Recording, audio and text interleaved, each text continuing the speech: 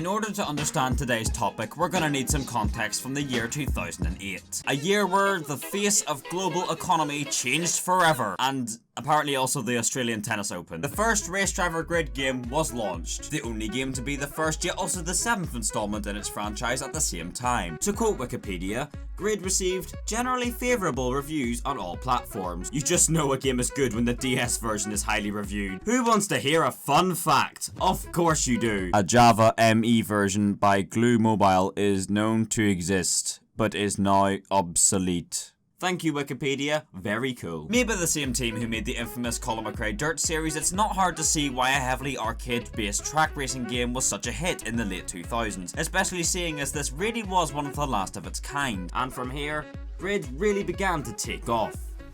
Right up until Autosport, where it just, it stopped. It stopped. For years, fans of the series were begging for a new installment, and while looking for an example of said fans, Google came in clutch and recommended me Hexagon Maker Online. Thank you, Google. Very cool. I too like 6-sided polygons. On top of this demand, the past 2 Grid games have been met with a lot more criticism than the first one, like this Grid Autosport Steam review, which reads, cons, bad sound, meh graphics, fucking reflections again, master signature, no working interior and no gauges, weird menu, FPS drops and lag, windowed bug, can't leave benchmark mode, DLC, pros, my wife left me. Of course all this can be subjective, but I do understand it. I personally felt that the first game really was the highlight of the franchise. Grid 2 felt like a downgrade of anything, and as much as I think Autosport wasn't that bad, the more Simcade take on the beloved franchise really shook it up for some fans. So as the time passed, nothing had arrived, and people started crying out for a reboot. When will Grid finally redeem itself? But of course, nothing ever came. Now of course this all went down between 2008 and 2014. So why is this relevant now?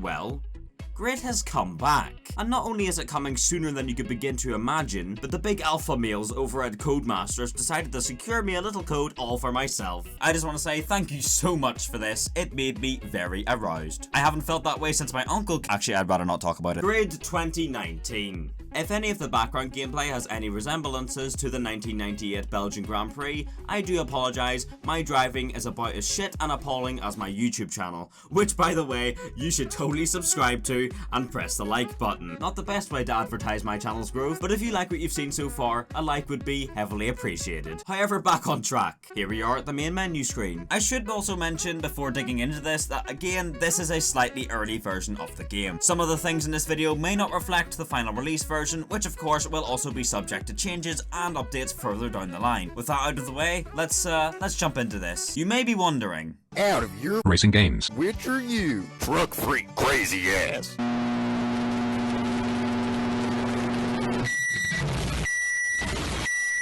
although C is subjective, the right answer here is actually both. Both of them. A and B, although I'm sure there's a bit of in there somewhere. Classing this as a simcade is actually relatively difficult. For me, a simcade is a non-simulator game, but with some real-world realistic aspects mixed in with it. And I suppose that's pretty much what Grid 2019 is. There's no doubt it's arcadey, it absolutely is, but there's definitely the odd element of simulation which is thrown into the pot to make things a little bit interesting. Very much following in the footsteps of Grid Autosport while still feeling like a modernized Grid 2008, which it absolutely does. Honestly, I was kind of taken back. Having gotten into the groove of how the cars felt in Grid, I was immediately sent flashbacks of 2008. Did you know Obama was elected to become president of the United States in 2008? Did you know my dad also left for a pint of milk in 2008? Did you know I haven't seen him since? Speaking of flashbacks, they've reworked those too, with a much more modernized system than before. If I have any criticism with it, however, it is that after rewinding, there is a slight cooldown before you can rewind again. So if you rewind and then fuck up again, you've got to wait a few seconds before you can rewind once more to give it another try. On top of that, if you were to inflict your car with terminal damage, the time you spent in slow motion is added onto your rewind time. So if you sat in this menu for too long before hitting flashback, chances are you might not be able to rewind enough to save yourself. Basically, I'd like to see flashbacks working off the game time rather than real time, but that's just a small nitpick. To back away from the action for a bit, we can see in the main menu screen we have a section called Player Profile. In here we find— yeah, never mind. I just went to boot up my game and it crashed instantly. That's not what I wanted. Alright, so it's been about 15 minutes now, and now it's giving me a new error message. Apparently my storage is fucked.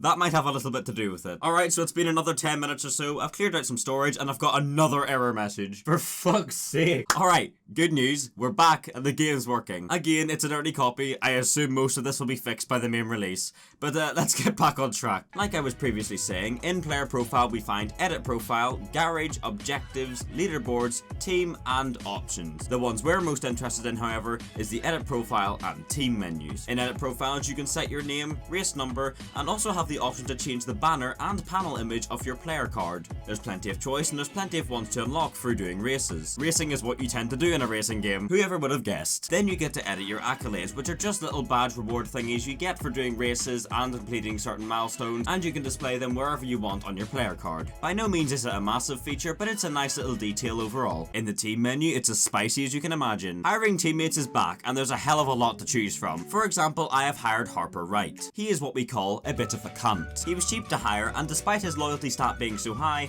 I think he's rammed me more times than a fucking porn actress. There's also objectives, which is just a list of cards with details on things you can do to get random awards, usually accolades, liveries, player card banners, etc. Speaking of liveries, however, if we hop into the garage and I hold down the X button on our car, it'll take us straight to the livery editor. From here there's a lot to choose from, with their rarity marked by little labels in the top left. The colours of these liveries can also be edited in decent detail. You're probably sick of looking at the menus now, and so am I. So I think it's time we get into some action. Except I'm a twat, and I'm going to answer a few questions first instead. By the way, feel free to comment any questions you have down below, and I'll try to answer the most of them. Can you suck toes? For fuck's sake, why did I choose Twitter of all places? Most of the questions just seem to be asking if it's worth buying, which isn't really a question I feel I should answer on another person's behalf. It's a bit like asking a random person in the street to start chugging your milk, and they could turn out to be severely lactose intolerant, and now you've just killed a man, when you only had innocent intentions. If you count asking strangers to chug your milk as innocent. I'm afraid you're gonna have to make your own judgment on that one, folks.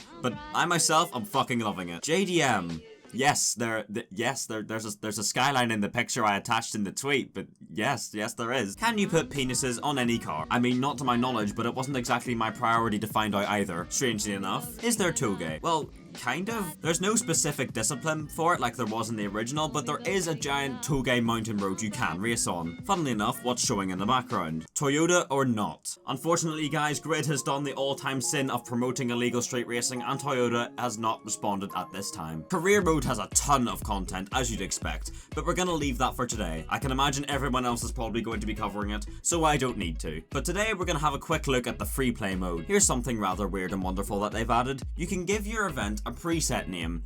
The names overall are okay, besides the name Driver Race Cup. I thought that was pretty fucking obvious. Make sure you sign up for the Drivers Race Cup and not the fucking astronaut one. My throat is so dry right now, I feel like a nun's pussy. Codemasters have already confirmed that a lot more tracks are going to be added into the game over time, which I'm relatively relieved about considering the fact that the vanilla game doesn't actually have that many. However, the ones that it does have several different layouts for each that almost makes up for it. As well as every track having several different weather and time of day options, it's pretty damn good all things considered, and made even better once you remember how fantastic the game looks. Of course, YouTube's compression is not going to do it any justice, but this game is one of the most stunning and beautiful racing games I have ever played. The visuals are on a whole new level entirely. Some minor nitpicks and criticisms that I want to throw in just in case anyone at Cody's happens to see this. These are all very small things, but I noticed them throughout the first few hours of playing, and I feel like I should just mention them at the end anyway. Alongside the flashback point I made earlier in this video, the car selection menu is very slow to update, often displaying the wrong car to the one you're hovering over.